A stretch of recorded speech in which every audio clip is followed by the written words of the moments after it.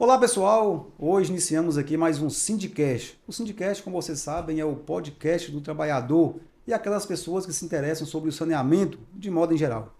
Como vocês acompanharam também, o Sindagua participou de diversas audiências públicas na região do Vale de Jequitinhonha, norte de Minas e Vale do Mucuri, para debater sobre a proposta de parceria público-privada naquela região que é a região mais carente do nosso estado.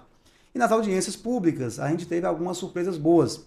Teve a participação de alguns vereadores que se manifestaram totalmente contrários à parceria público-privada e outros que manifestaram a preocupação com relação a esse projeto. Hoje, eu estou aqui com o vereador Danilo Borges, de Araçuaí, que manifestou a sua preocupação com relação a esse termo aditivo de contrato, que na avaliação dele e da minha também, só vai onerar ainda mais o bolso dessa população que é tão sofrida na nossa região. Danilo, boas-vindas. Você que é vereador da cidade de Araçuaí, eu queria que você se apresentasse de forma adequada para o nosso público em geral aqui te conhecer. Bom dia. Eduardo, primeiramente agradecer, a todos que estão nos acompanhando aqui. Primeiramente, essa instituição por abrir as portas, que o Sindiagua, pela sua representação e luta na base, que é muito importante com a nossa classe trabalhadora. Para quem não me conhece, sou Danilo Borges, vereador do município de Araçuaí, sou engenheiro civil de formação, mestre em Sociedade, Ambiente e Território e atualmente estou no último período de Administração Pública pela FOP. Estou vereador reeleito pelo município de Araçuaí. E vamos aí conversar hoje um pouquinho sobre a PPP, sobre as questões lá do nosso vale, da nossa querida Araçuaí. Na verdade, nós vamos debater um assunto aqui que me interessa e te interessa também, Danilo. Porque você é de Araçuaí e eu sou de Salinas. Essa parceria público-privada da Copasa, que está sendo oferecida somente para a nossa região, nos chama a atenção porque não está sendo oferecida na região de Belo Horizonte, na região de Passo de Minas. E aí você sabe, eu já ouvi uma fala sua, inclusive eu compartilhei, na verdade eu tentei compartilhar, ele não me mandou o vídeo, uma fala sua linda, manifestando a preocupação com relação a essa parceria público-privada. E aí vai a minha pergunta com relação a isso. Essa parceria público-privada, que é a PPP, que está sendo oferecida na nossa região do Vale de Jequitinhonha, da qual está a cidade de Araçuaí e Salinas, por que te preocupa tanto? Eduardo, eu falo a minha preocupação, não só como parlamentar, mas também como usuário, é porque o Estado quer fazer do Jequitinhonha, do Norte e do Mucuri como laboratório de uma privatização de partes. Porque a PPP que está sendo apresentada é isso, é passar a operação para uma entidade privada, Inclusive, estão usando até um termo bacana, que é um edital internacional. Também, eu acho que pode ser até questionado isso, nós como na questão da soberania nacional, será que nós também não temos empresas da área da engenharia, do saneamento aqui que teriam competência para operar? Mas esse não é o debate. O que me chama muita atenção é o Estado argumentar que ele não tem uma capacidade de investimento por uma questão de burocracia. Agora, ela utiliza-se um processo licitatório para pôr um operário privado para não ter que seguir o rito. E o mais engraçado de tudo, que a gente tem que falar isso, ela culpa na sua apresentação que os maiores problemas hoje na operação são os contratos com as terceirizadas. Então, como você vai terceirizar uma operação por total, sendo que sua justificativa é exatamente essa? E por último, Eduardo, já que a gente vai ter mais tempo para aprofundar, o Estado argumenta que não tem capacidade de investimento e que o ente privado vai ter. Só que da mesma forma, o ente privado ele vai ser obrigado a fazer os investimentos sem mexer na tarifa. A conta não fecha. Eu vou pagar você para que você faça o investimento, mas eu que estou te pagando não tenho condições? Está muito estranho. Eu acho que o Estado, desde o início, quando apresentou essa PPP, ela não está sendo devidamente claro. Pelas audiências públicas, a gente viu muito bem que, primeiro, não se deu a devida publicidade, até mesmo pelos membros do governo falar que a publicidade foi feita pelo Diário Oficial do Estado. A Dona Maria, seu João, que está lá na cidade, está lá na comunidade rural, que às vezes é atendido pela Copanó, você acha que eles acordam 7 horas, 6 horas da manhã, primeira coisa que eu vou fazer é ler o Diário Oficial do Estado? Não. Deveriam ter utilizado as televisões, as rádios comunitárias, mas sequer. Eu mesmo, para participar daquela audiência lá em Araçuaí, eu tive que ir na prefeitura saber o horário e o local, que até então não tinha um conhecimento. Então você vê pela audiência pública que o Estado ele não foi claro, e a Copasa, que a gente pode falar Estado, porque o Estado é majoritário. A Copasa não está sendo clara com esse debate. Me preocupa muito utilizar da nossa região como laboratório para cumprir com a promessa de campanha, que a gente sabe que o governador falou desde o início que queria privatizar Copasa e CEMIG. Só que ele não tem apoio na Assembleia para isso, a gente sabe. Por isso que ele está propondo a PPP em nossa região. Danilo, você falou uma coisa aí muito importante, que a questão que a Copasa ela justifica essa PPP por causa de uma burocracia que ela tem para fazer os investimentos. Mas eu não sei se você acompanhou, e você deve conhecer essa pessoa, o Fernando Passalio, é o atual presidente da Copasa. Ele está rodando aí em diversos locais do estado e participando de diversas entrevistas. Assim como eu participo também, só que cada um com a sua devida importância. Ele fala que a Copasa ela vai fazer 17 bilhões em investimento nos próximos 4 anos. Não cola, né? Se a Copasa vai lá e quer colocar uma parceria público-privada na região nossa, que é a região mais carente do estado, prometendo 2,5 milhões em investimento até 2033, e aí depois vai lá e fala que a Copasa vai investir 17 bilhões de investimento pela própria companhia, qual seria a justificativa? Porque essa aí não colou. Falar que vai colocar o privado, porque o privado vai ter mais agilidade para investir, enquanto a Copasa vai investir 17 bilhões, não cola, viu, Danilo? Então, o outro ponto que você colocou aí, mencionou muito bem, é com relação à má prestação de serviços terceirizados. As maiores reclamações que a Copasa tem hoje é justamente pelo serviço terceirizado. E não é nem culpa do trabalhador, não. Que ele é vítima desse processo, né? O trabalhador ele é mal remunerado, ele não aprende o serviço e sai. E aí o terceirizado ele não vai reter o know-how, ele não vai reter o conhecimento, que é o que a Copasa tem hoje. A Copasa hoje, se ela é uma empresa de excelência, é justamente pelo conhecimento que os trabalhadores têm na companhia. O pessoal leiturista, por exemplo, que faz leitura, que fazia leitura ou faz ainda na sua cidade, não sei se lá terceirizou, o leiturista lá tem 10, 15, 20 anos de serviço. Ele sabe exatamente onde fica cada hidrômetro. Aqui na Metropolitana de Belo Horizonte, quando terceirizou o serviço de leitura, as reclamações aumentaram e a população começou a questionar justamente o serviço da Copasa. Então isso é uma estratégia do governo Zema para depois vender que a privatização é uma solução. Aí eu volto a te fazer essas perguntas, viu, Danilo? Eu sei do seu posicionamento com relação à companhia, é um crítico igualzinho a mim. Eu sou crítico da Copasa, eu acho que eu sou o maior crítico da Copasa no estado. Mas a minha crítica não é da companhia que é uma empresa ruim, pelo contrário. A minha crítica é de uma empresa que é patrimônio do povo mineiro e está sendo sucateada pelo governo do estado. Aí eu pergunto, como que está hoje os serviços da Copasa na sua cidade? Se está oferecendo um serviço de boa qualidade, se tem que melhorar um pouco para ficar em excelência, se tem alguma reclamação, você enquanto representante do povo, se tem algumas reclamações locais, e se terceirizou e o que terceirizou e se a terceirização está dando certo. Eduardo, o que eu acho que é mais importante a gente falar, quem está lá no interior, né, a gente, é porque a gente conhece os funcionários da Copasa.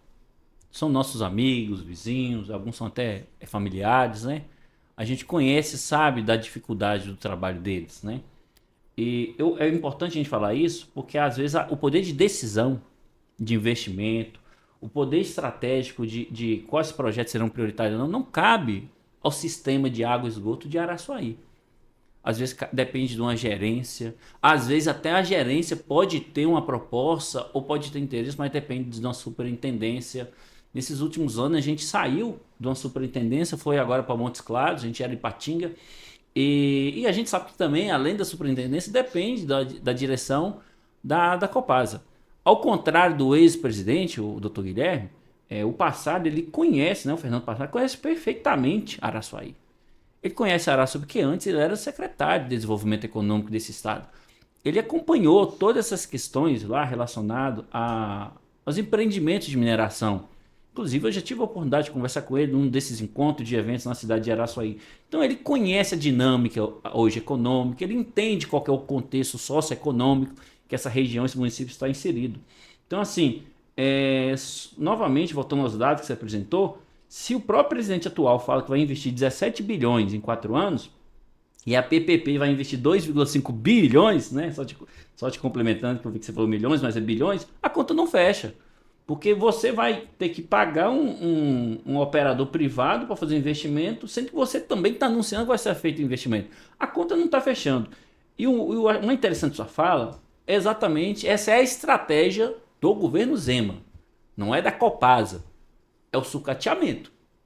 Porque a gente sabe, por exemplo, a Araçuaí passou recentemente por 5 a 7 dias sem água, por conta de uma balsa, né, que tombou. E a gente viu a dificuldade toda que foi dos operadores. O município de Araçuaí até deu um suporte com a questão de maquinário auxiliando os trabalhos, né, sem falar dessa sobrecarga.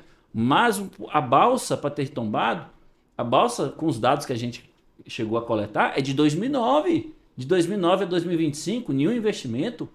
Então a gente sabe que hoje a maior dificuldade hoje dos operadores lá é exatamente essa, dos funcionários.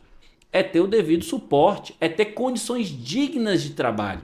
Né? Mesmo que possa ter o suporte dos terceirizados, né? Na questão de ligamento, de água, de esgoto, de leitura, mas o que o sistema de água e esgoto de Araçuaí necessita são investimentos para garantir água de qualidade, para garantir também que o sistema de esgoto funcione, que nós temos também um problema grave lá, Eduardo, que é com a questão dos extravasamentos de esgoto nas elevatórias. Até já nos foi prometido em outro momento, quando era da Superintendência de Ipatinga, que teria geradores, que era para a questão de pico da rede elétrica. Então, assim, eu não tenho nada a falar mal da equipe que está lá na ponta. Agora, eu acho que falta um pouco, hoje eu posso citar os nomes, do maior empenho do nosso gerente, né? Que eu falo de gerente da regional, lá que é de Almenara, o Flávio, a superintendente Melissa e do próprio Fernando Passalho, que hoje ele está com o poder de decisão na mão, a caneta. A gente precisa que sejam feitos investimentos em Araçuaí, assim como nos outros municípios. E não jogar o serviço de água e esgoto para a operação de um privado, que a gente sabe que no final a conta vai chegar para os usuários. Ô Danilo, muito bem, você tocou em assuntos aí tão importantes e você se mostrou sensível aos trabalhadores da Copasa, porque você sabe que ele é vítima desse processo. Você sabia que tem trabalhador da Copasa hoje que tem medo de fazer o serviço em determinados bairros, porque alguns políticos oportunistas usam da imagem da empresa para se promover. Você não vai fazer isso, mas eu vou fazer aqui nesse podcast. Eu não sei se você acompanhou ou se acompanha o senador Cleitinho. Ele, a vida inteira, falando que a Copasa é um lixo. A vida inteira. Ele é de Divinópolis. O irmão dele, que é o prefeito de Divinópolis, na cidade também, contra a Copasa. E o outro irmão dele, que é deputado estadual de Divinópolis. Os três que sempre falaram que a Copasa é um lixo. Sabe o que eles fizeram agora? Eles renovaram o contrato com a Copasa. Então, como que a empresa que é um lixo teve o contrato renovado pelo prefeito, senador e deputado que são irmãos? Então, alguma coisa tem aí, não tem? Alguma coisa está errada. O que está errado são as informações e não a companhia. A gente sabe que a Copasa tem muitos problemas, amigo, como outras empresas têm. Mas o menor dos problemas da Copasa são os trabalhadores, como você colocou aí.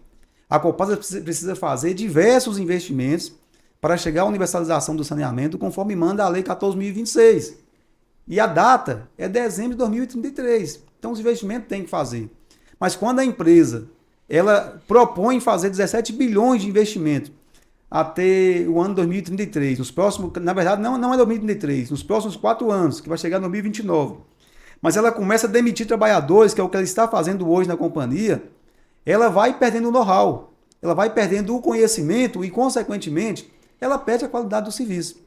Eu não sei se você está acompanhando, eu acho que não vou citar o nome aqui não, para não expor o companheiro, mas depois que a Copasa terceirizou o serviço de leitura, teve um trabalhador da cidade de Araçuaí que foi transferido para mais de, salvo me engano, 250 quilômetros, 300 quilômetros, não lembro, entendeu? A Copasa faz isso para tentar forçar um pedido de demissão desses trabalhadores. Então tem muitos trabalhadores que hoje estão sendo demitidos por baixa avaliação, tem trabalhador que está sendo transferido, tem trabalhador que não consegue fazer atividade na rua com medo de ser apedrejado, justamente por causa desses políticos oportunistas. Eu queria aqui me direcionar a esses políticos para eles usarem essas forças políticas para fazerem a pressão necessária ao governo do estado, e que você falou isso uma vez e que eu adorei, que é o verdadeiro dono da companhia. A Copasa, ela tem, o estado de Minas Gerais, ele tem 50,03% das ações da Copasa. A Copasa é uma empresa que tem dono.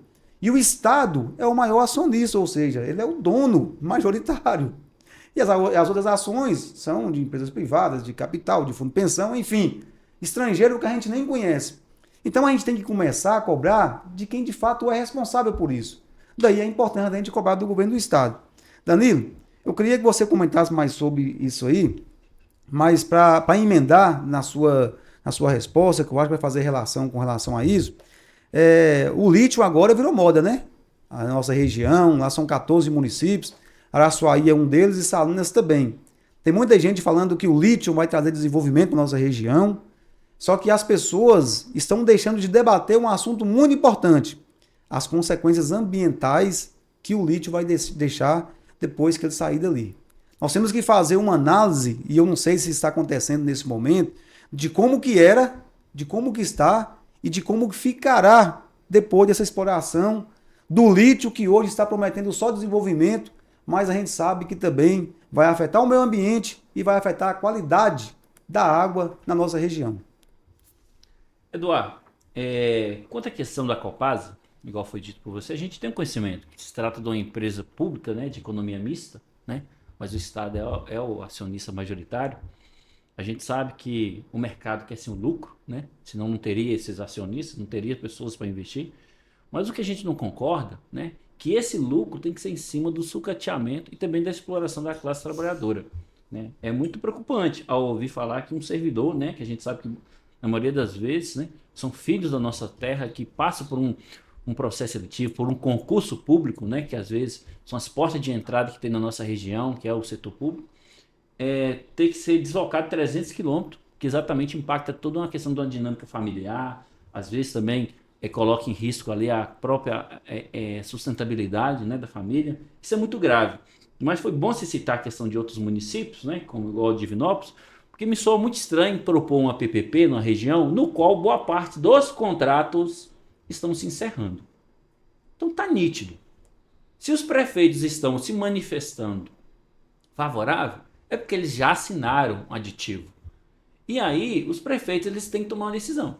Porque realmente é muito prático o prefeito colocar, às vezes, vereadores de base, colocar, às vezes, seu secretário, seu assessor para ficar criticando, batendo nos funcionários da Copasa. Enquanto isso, eles esquecem de pegar os seus caminhos e vir aqui em Belo Horizonte e cobrar realmente quem tem o poder de decisão, de investimento. Né?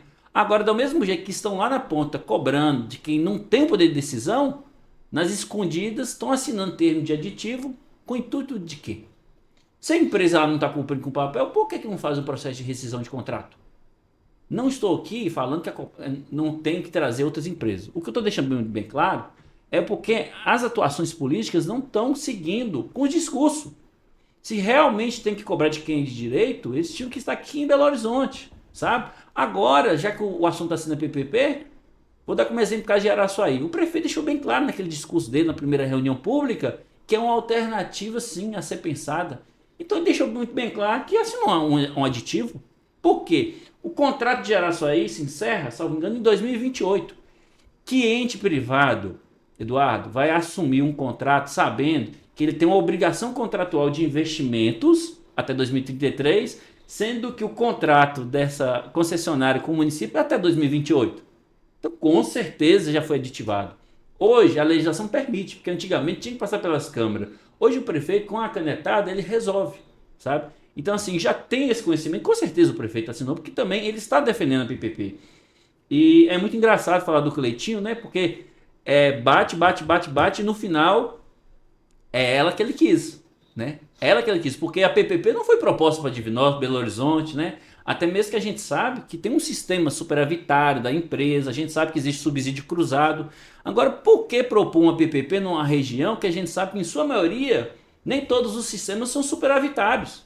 Que a gente sabe, né, que a renda de boa parte desses sistemas, nós estamos falando de uma região que, em sua maioria, né, é operada pela Copanó, principalmente nas comunidades rurais, e Copasa mesmo, são 8 ou 9 cidades, você sabe perfeitamente disso.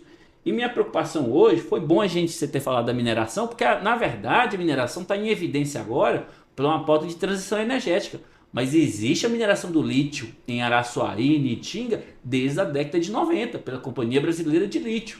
E realmente nós temos que aprofundar esse debate da mineração, porque a mineração já está lá. A gente está vendo sim a questão das oportunidades de emprego, o aquecimento do comércio local, a rede de serviços. Só que nós também temos que debater sobre a questão de quais são as contrapartidas concretas, quais são as questões dos impactos ambientais. Nós saímos agora de uma agenda extensa de 3 audiências públicas, 2 relacionadas a uma proposta de expansão da Sigma, né? Inclusive, a audiência essa solicitada pelo Ministério Público, apresentando um estudo dela sobre o impacto em algumas famílias, e uma audiência pública, Eduardo, que eu gostaria muito de contar também com o Sindiágua nessa luta, que é da questão da área de proteção ambiental da Chapada do Lagoão em Araçuaí.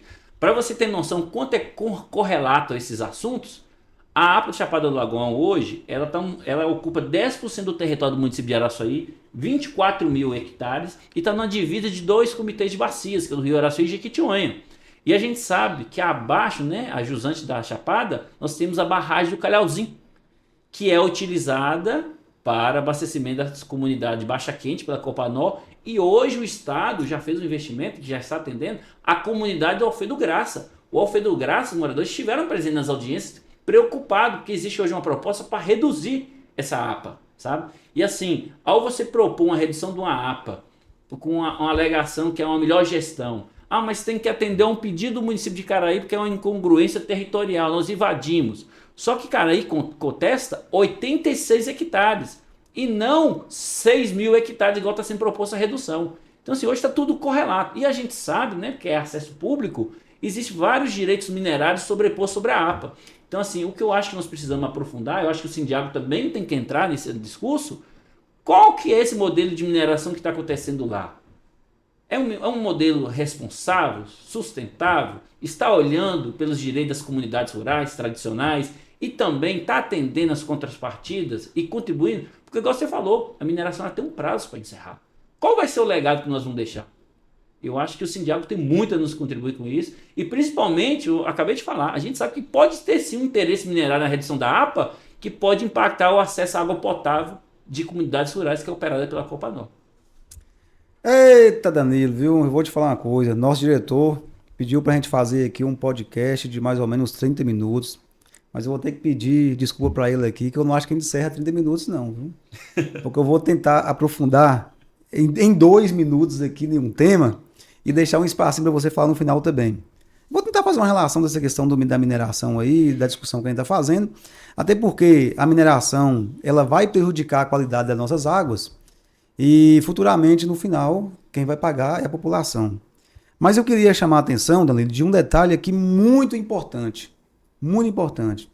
Você sinalizou que possivelmente o prefeito de Araçuaí assinou esse termo aditivo de contrato. O que é importante nessa frase?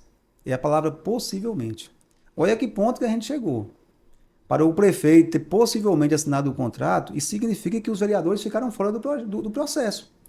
Os verdadeiros representantes legítimos do povo ficaram fora do processo que pode repercutir no bolso de cada cidadão de Araçuaí nos próximos 25 anos.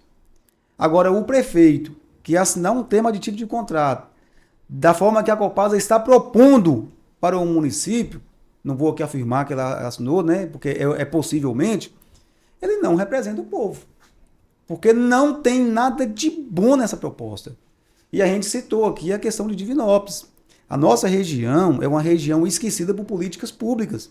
A nossa região é uma região rica de cultura, mas carente de outras coisas. Olha para você ver. Se a gente levar em discussão aqui a questão da economia do município e fazer uma relação com relação ao know-how no saneamento, quando eu cheguei em Araçuaí naquela audiência pública, Danilo, e nós, em ocasião, a gente encontrou depois do almoço, a gente estava discutindo sobre a questão do valor de aluguel na região, né? Aí eu lembro que um frentista de um posto de gasolina, ele falou comigo aqui, ó, rapaz, aqui você não acha casa aqui menos que R$1.200, não? Eu falei, mentira. Ele falou, não, peraí, você quer o quê? Casa de 2 cômodos? Porque é o valor. Aí eu falei bem assim, mas peraí, e a mão de obra? Ele falou assim, rapaz, tem uma plantação de banana aqui, eu esqueci o nome do dono, né? Tem uma plantação de banana aqui, que já consegue empregar aqui, trabalhador aqui, para ganhar mais de R$3.000 por mês. E agora tem um lítio, que não está dando tanto emprego assim, mas está motivando, né, os empregos aqui na região. Sem olhar essa questão aí dos impactos ambientais e tal, que não há discussão nesse sentido aqui. Aí eu vou entrar na questão do know-how e na qualidade de serviço de água operado pela Copasa. Hoje, a Copasa, para entrar nessa empresa, é necessário fazer concurso público. E tem o salário descrito no edital. Então, o salário não é um salário muito bom, mas para a nossa região é um salário vantajoso. Amanhã, quando o privado, se ele for entrar no município de Araçuaí, o salário que for praticado lá vai ser salário mínimo. Isso aí, Danilo, não segura know-how. Isso aí não segura conhecimento. Os trabalhadores que forem entrar numa empresa, num privado, que a Copasa estaria colocando no município de Araçuaí, ele vai entregar um serviço de saneamento com baixa qualidade. E aí amanhã eu vou fazer questão de bater na porta desse prefeito para cobrar dele, porque vai ser a responsabilidade dele pela má prestação de serviço que a Copasa, que ela não vai sair de lá, que a Copasa vai prestar no município. É aí onde é que a gente tem que, de fato, dar o nome aos bois. Né? De fato, de dar a responsabilidade a quem de fato pertence. Porque depois vai ficar falando que a companhia que presta um serviço ruim, depois vai ficar falando que a Copasa que não está conseguindo oferecer um serviço de qualidade, mas ele vai esquecer que foi ele que foi o principal motivador para isso. A partir do momento que ele aceita que Araçuaí deva ter um saneamento diferente da cidade de Divinópolis. A partir do momento que ele aceita que Araçuaí deva ter um saneamento diferente da cidade de Belo Horizonte. Nós não devemos aceitar essas desigualdades. Nós devemos pedir isonomia de tratamento. Então é por isso a importância sua aqui hoje nesse bate-papo, nesse podcast, para mostrar que o nosso povo da região do Vale de Jequitinhonha, Norte de Minas e Vale do Mucuri, que é conhecido como um povo pobre, ele é um povo rico de cultura, mas tem muita sabedoria para cobrar dos verdadeiros responsáveis pelo sucateamento da empresa. E esse prefeito, se tiver assinado esse termo de contrato, ele vai fazer parte dos políticos, os quais a gente vai bater na porta futuramente e cobrar soluções pelos problemas que eles criaram. É igual eu falei, Eduardo, é possivelmente porque a conta não fecha. Como um contrato vigente tem um prazo para encerrar em 2028, um operador privado vai assumir, tem que tá lá, vai estar no edital, né, a obrigação de investimento até 2033. Ele vai querer um retorno, gente. Nós acabamos de falar que a Copasa, como uma empresa de economia mista, né, os acionistas empregar o recurso, quer também um retorno financeiro. Só que o que a gente tem que lembrar é qual que é a função e o papel da companhia. Então, com certeza, possivelmente o prefeito já assinou pela manifestação que ele fez favorável à PPP. Né? Eu não vou me lembrar aqui qual foi o município agora, mas teve uma fala de um prefeito nessa reunião que ele foi muito feliz. Ele questionou, mas como que vai atrair uma empresa sem alterar a tarifa se ela tem uma obrigação de investimento? Você vê que tem alguns gestores que estão preocupados com essa questão. Mas é importante a gente voltar na questão da mineração, porque realmente um dos impactos que a gente vivencia hoje em Araçuaí é a especulação imobiliária, os aluguéis altos. Você está falando 1.200, mas você não acha uma kitnet por menos de 1.200, 1.500 reais. Não acha? Não acha. Hoje os aluguéis é nessa faixa, 1.200, 2.000 reais, 3.000 reais. Eu te convido uma hora para você entrar nas redes sociais e pesquisar o valor dos aluguéis em Araçuaí para você ver. Eduardo, não tem um mês ou a cada 2 meses que eu não recebo mensagens de famílias falando, preocupado com a questão da sobrevivência.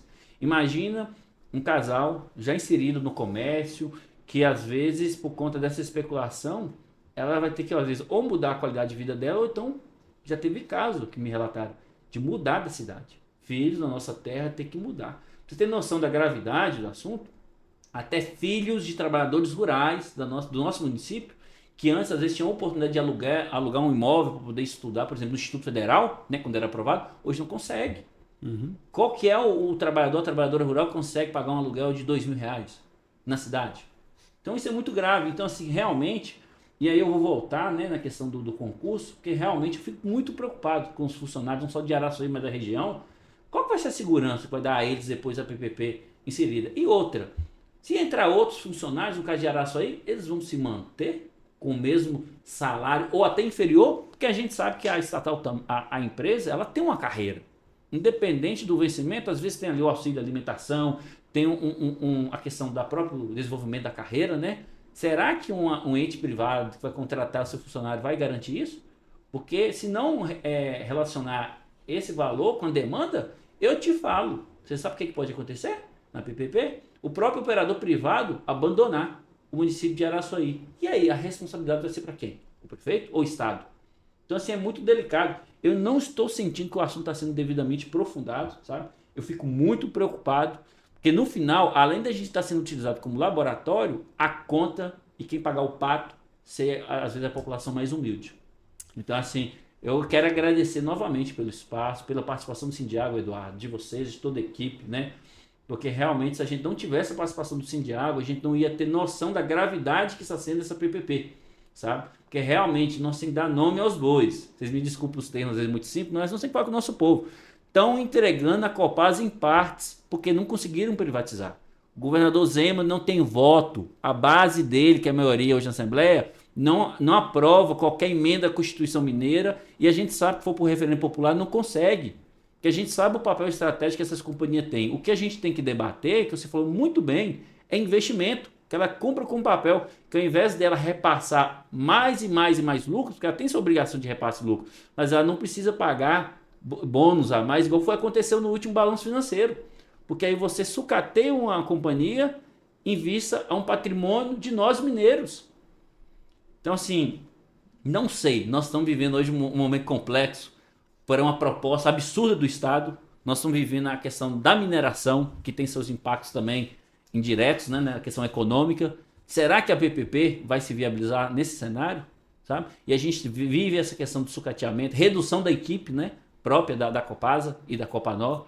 Tomara, Eduardo, que a gente não tenha que depois estar suplicando, igual aconteceu em outros estados, né? Que foi proposto a privatização e depois o Estado teve que assumir. Acho que foi o Tocantins como exemplo, né? Teve que assumir. O filé mignon ficou, né? A melhor parte que dava retorno financeiro rápido para a empresa. Agora, onde que a despesa era maior, o Estado teve que voltar e assumir. Danilo, são muitos assuntos, né? E eu tô vendo aí que você está conversando igual eu, igualzinho Enéas, correndo. Meu nome é Enéas. Justamente para a gente tentar cumprir esse prazo aqui que foi estabelecido para nós, né? Prazo tem para tudo, né? Inclusive para universalizar o saneamento. Eu queria, de fato, pedir 2 minutinhos para o nosso diretor, que está ali já puxando a orelha da gente aqui, é porque existe um prazo para universalizar o saneamento até dezembro de 2033. Eles estão justificando essa parceria público-privada justamente pela Lei 14.026. Eu queria falar aqui, Danilo, diferente do Enéas, de forma pausada, para você me ajudar depois, porque você está vindo aqui em Belo Horizonte direto, e você vai me ajudar a impedir a parceria público-privada, que mesmo se o prefeito de Araçuaí assinar, não vão conseguir barrar isso aí. E você vai ser meu parceiro. Você vai ser meu parceiro. Nós vamos conseguir travar isso aí através da Assembleia Legislativa e através das vias judiciais. Eu não sei se você acompanhou, eu vou te passar em mãos. Esse bloco de referência, ele foi criado através da portaria 3.701, em 2022, pelo governo Bolsonaro. Nesse bloco está escrito lá, bloco de referência do Vale do Jequitinhonha. Está descrito 96 municípios. Então tem um bloco de referência. Quando você vai na Lei 14.026, que determina o que é bloco de referência, esse bloco de referência ele tem que ser criado entre os municípios, de forma voluntária. E de forma que a administração ela seja associada. Então isso não aconteceu. E aí no próprio decreto, né, na portaria 3.701, lá cita quais são os requisitos para criar esse bloco. Tem que ter ata, tem que ter assembleia lá e tal. Inclusive a assembleia com esses municípios que Araçuaí não participou. Então existem falhas no projeto e uma das falhas são a quantidade de municípios. Olha, o bloco foi criado pela União com 96 municípios e o Estado, através da Copasa, ele criou um bloco de referência com 92 municípios. Deixaram 4 de fora. Sabe quais são os municípios que ficaram de fora? Eu só lembro aqui de Có, Mantena, Bocaiúva, Nanuque e outra cidade que eu não estou lembrando aqui. Por que Nanuque? Porque lá já tem uma empresa privada. Eles vão conseguir colocar, né, tirar a empresa privada lá para colocar um outro privado lá. Ou seja, está errado desde a criação desse bloco de referência. Então tem muita coisa que tem que ser discutida. Primeira coisa, né, é a gente discutir isso aí na origem do processo, porque não está colando, né? Se está faltando 4 municípios, imagina se o município de Bocaiúva falar bem assim, ô Estado, eu quero estar no bloco de referência, por que não me incluiu? Se o município de Bocaiúva fazer isso, eles vão ter que fazer uma nova modelagem para investimento para 93 municípios, não 92. Se os outros 4 falarem isso, vai ter que ter uma nova modelagem para os 96 municípios, não 92. Se 30 assinarem e 62 não, eles vão ter que fazer uma nova modelagem para 30 e não para 92. Então tem muita coisa que tem que ser discutida. A outra coisa que tem que ser discutida e que não é menos importante é com relação aos investimentos que eles prometem lá 2 bilhões, porque eu falo embolado, eu falo mil, né? 2 bilhões e 2 bilhões e meio de investimento até 2033, visando universalizar o saneamento, como que eles vão investir 2,5 bilhões se tiver só 30 assinaturas? Eles vão ter que fracionar esses investimentos para cada município. Então, são detalhes importantes que você, enquanto parlamentar, que é um bom parlamentar, eu venho te acompanhando nas redes sociais e presencialmente também, você tem a capacidade de fazer o que o prefeito não está conseguindo fazer. É questionar porque talvez eles estão sendo obrigados a assinarem esse tema de tipo de contrato. E os prefeitos não estão tendo coragem de fazer isso. Então tem que ter vontade política, tem que ter coragem para fazer isso, para a gente conseguir barrar essa PPP na raiz. E a Assembleia Legislativa, o Tribunal de Contas da União e as vias judiciais vão ser fundamentais para a gente barrar esse processo. Danilo, eu queria agradecer, eu vou te dar um espaço de 1 minuto para você despedir, Sim. mas da minha parte aqui eu vou te agradecer pela sua presença aqui hoje, né? Foi de fundamental importância. A gente conseguiu fazer um podcast aqui até então com 36 minutos e vamos encerrar com aproximadamente 40 minutos. É importante a população do estado de Minas Gerais inteiro que vai nos assistir, que o trabalhador da Copasa assiste e compartilha, saber quem são os vereadores que estão preocupados com esse processo, e você é um dos. Parabenizo pelos seus posicionamentos nas câmaras municipais que eu participo, parabenizo pelos seus posicionamentos na Assembleia Legislativa, quando eu vejo você participar também, e parabenizar pela sua atuação enquanto representante do povo do município. Obrigado, deixo com você aí para fazer as considerações finais e depois a gente encerra juntos. Antes das considerações finais, Eduardo, é também um questionamento que eu tenho, que eu acho que o Sindiágua tem que se aprofundar. O bloco proposto da PPP são 92 municípios. A gente não sabe até agora quantos que integraram. Vamos supor que mais da metade não compõe, então mesmo se só um município não aderir. Porque a gente sabe que a autonomia na gestão do saneamento é do prefeito e da prefeita. Não é do governador, não é do presidente da Copasa, o Passalho, não é de quem está propondo a PPP, é do prefeito. Independente com o novo marco do saneamento básico, a gente sabe que o gestor local ele tem essa autonomia. Esse município vai ser penalizado? Qual vai ser a atitude do governo do estado e da concessionária da Copasa ou da Copanó com esse município? Ele vai ser penalizado? Nós temos que estar muito atentos a esse processo. Justamente. Porque pelo que eu entendi na audiência pública, está dado. O prefeito tem que vir querendo ou não. Eu não acredito que é dessa forma. Senti falta também do Ministério Público. Eu acho que num assunto que possa impactar parcela da população, que a gente sabe que às vezes um aumento de 50, 100 reais na conta de água faz toda uma diferença na dinâmica econômica, era importante a gente ter, não por questão de ser favorável, ao contrário não, para que o Ministério Público também tenha conhecimento da possível gravidade de direitos, de violação de direitos de uma parcela da população às vezes que precisa do suporte do Estado e não para deixar o saneamento a serviço do capital. A gente sabe que tem que ter a rentabilidade, mas não pode ser no suor da nossa classe trabalhadora. Mas para encerrar, sou engenheiro de formação, né? Igual eu falei, eu tive a oportunidade de percorrer um pouco o estado, mas eu compreendo um pouco da dinâmica do saneamento, até pela minha formação, mas eu entendo, e eu estou falando agora como político, do papel estratégico que a água e a energia e também os nossos minerais, né? E as outras setores econômicos têm com a nossa sociedade. A água e a energia tem que estar a serviço do nosso povo.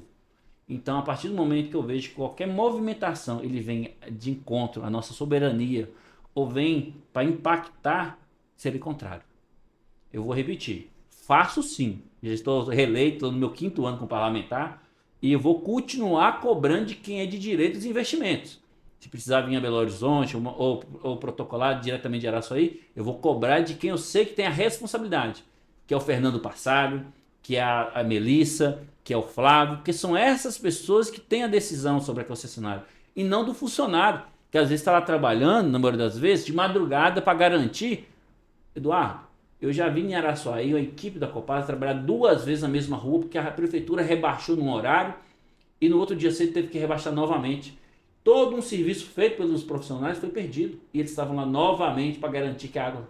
A gente sabe que tem uns problemas do sucateamento, mas nós temos que cobrar que o saneamento ele tem um papel estratégico e atenda com qualidade ao nosso povo, sem nenhum aumento no centavo na conta de água e de esgoto. E novamente agradeço ao espaço. Tá? Para quem quiser te seguir no Instagram, qual que é o arroba? É @eu sou Danilo Borges, tá bom? Lá no Instagram. Qualquer coisa, vocês podem me dar um oi, meu WhatsApp também está lá fácil. E nós vamos continuar nessa defesa, né? Pela questão das demandas, que eu acho que o mais importante, independente da questão do saneamento, da mineração, o que tem que estar no centro dos debates, não do vereador, do prefeito, é qual estão sendo os impasses da nossa população. E me preocupa muito essa PPP, Eduardo.